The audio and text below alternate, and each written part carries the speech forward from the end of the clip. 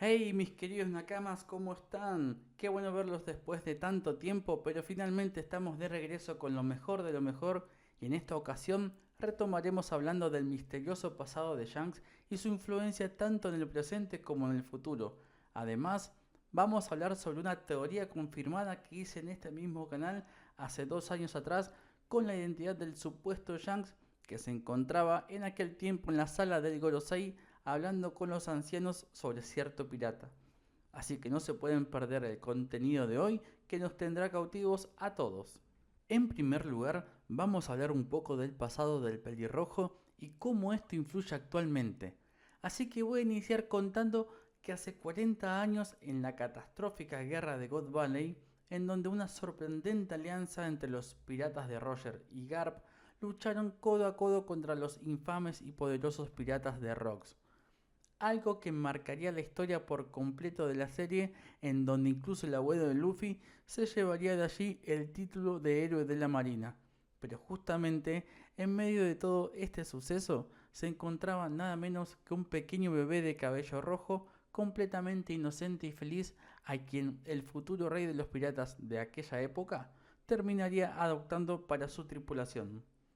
Así es, me estoy refiriendo a Shanks y podemos decir con exactitud que cronológicamente fue su primera gran aparición de todas y el gran inicio de lo que sería la leyenda de un gran pirata como lo es hoy. Pero no nos vamos a quedar solo con un dato tan simple como esto, no, en absoluto.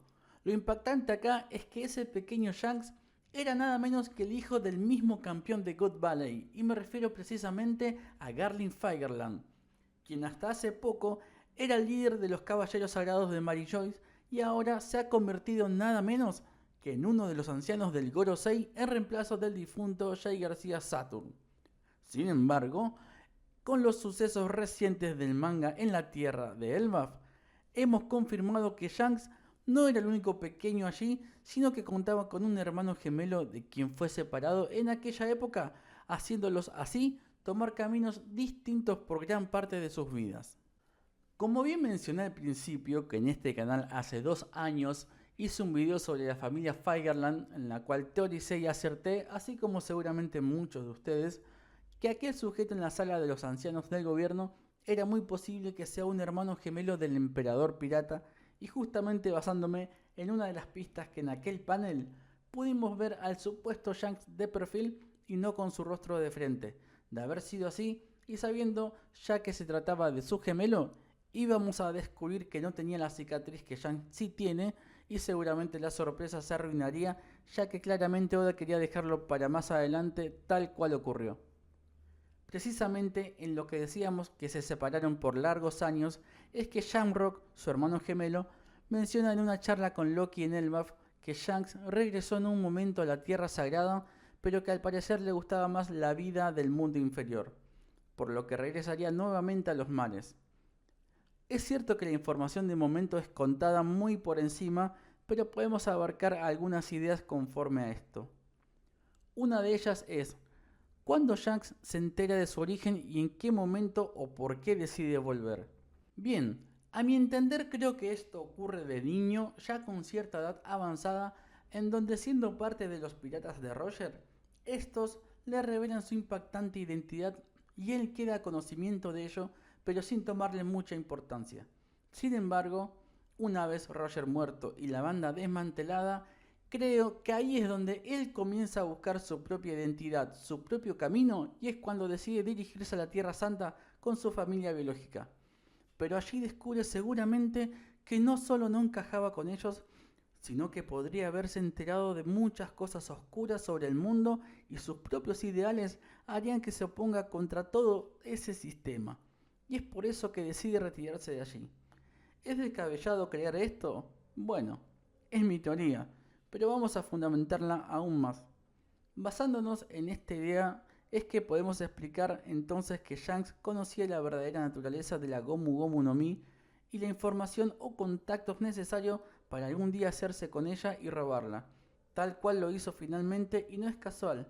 Fue directamente al barco de Hus Hus a quitarle la fruta sin ningún otro propósito extra, por lo cual un conocimiento de alto secreto gubernamental, solo alguien externo al sistema como Shanks es que podría saber cuándo actuar para obtenerla y su valor real.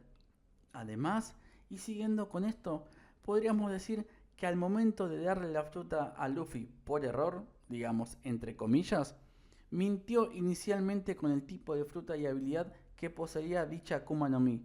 Entonces se podría decir que fue él quien eligió a Luffy para llevar adelante su propósito final, el cual aún desconocemos.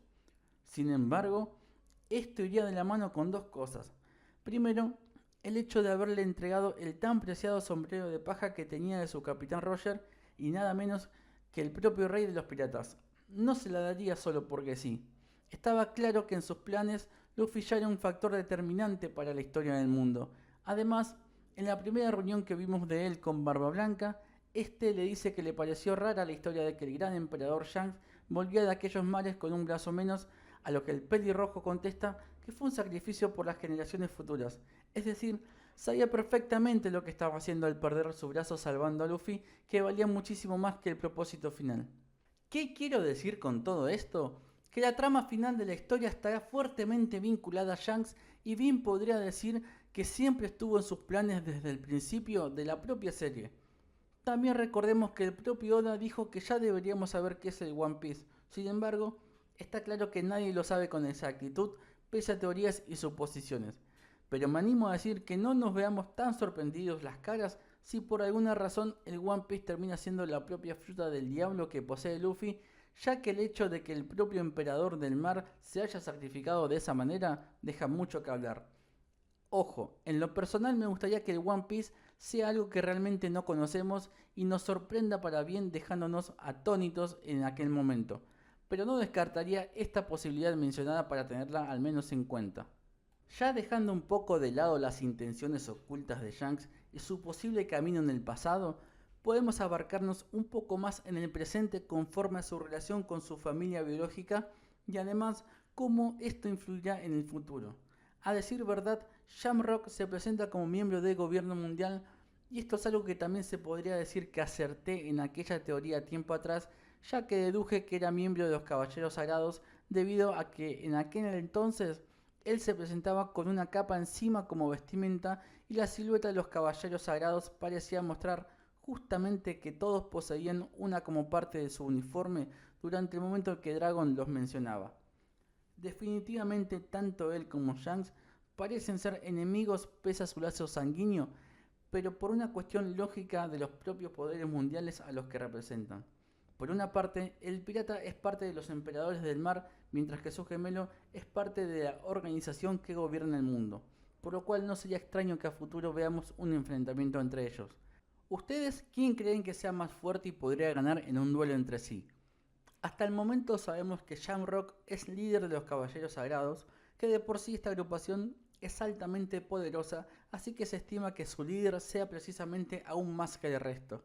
Sin embargo, se ve muy sometido a las órdenes directas de los ancianos de Mary Joy, algo contrario a Shanks, quien hace y deshace a su antojo como buen pirata. Si bien ya hemos podido experimentar un poco del poder del emperador, poco podemos decir del caballero sagrado, quien mostró un nivel peligroso de batalla, pero contra un enemigo encadenado que nada podía hacer, así que poco podemos poner en la balanza su poderío. Incluso en la persuasión tampoco, ya que no logró convencer a Loki de unirse a ellos, o al menos no de momento. Precisamente sobre él y demás cosas de Elbaf estaré hablando pronto y esperando que me acompañen una vez más luego de resumir y reorganizar varias ideas sobre el pelirrojo. Pero antes de cerrar, vamos a dejar en claro cuál podría ser el propósito final de Shanks. Yo creo que su máximo interés está puesto en Luffy y su fruta, no tengo dudas porque aquel supuesto plan que creo que ha ideado lo ha hecho con una antelación y mucho tiempo antes incluso que Luffy naciera y no fue nada menos que la primera parte de su gran plan que seguramente Oda nos revelará a futuro y será impactante. Eso podría relacionarse directamente a responder la pregunta del por qué precisamente ahora Shanks finalmente decidió ir por el One Piece y no antes.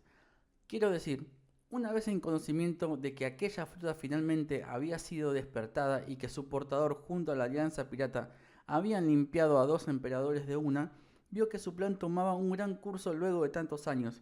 ¿Qué quiero decir?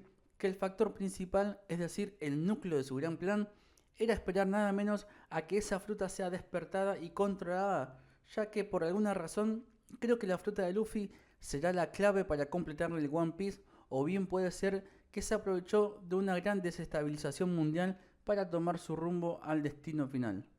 Bien, podría decir varias cosas más, pero creo que sería ya mezclar el contenido puntual del que hablamos hoy, pero próximamente, como bien ya dije, voy a estar hablando no solo de Elbaf y sus sucesos, sino también de alguien a quien quería mencionar un poco más acá, pero que mejor será en una próxima ocasión para combinarlo con mejores argumentos, refiriéndome nada menos que a Rox y su posible participación en el futuro cercano a la serie. Mis queridos Nakamas, espero hayan disfrutado tanto como yo de este gran regreso al canal y el contenido brindado, ya que es de mi gran agrado planificar este tipo de videos para compartirlos con ustedes y compartir así sus opiniones también. Así que basados en todos estos argumentos y análisis, ¿creen que Shanks realmente sea un aliado de Luffy para su búsqueda del One Piece o un peligroso obstáculo para conseguirlo? Espero leerlos en los comentarios y también pueden darle like al video y suscribirse al canal para apoyarlo y disfrutar de más contenido así. Gracias por estar hasta el final y nos vemos en el próximo video.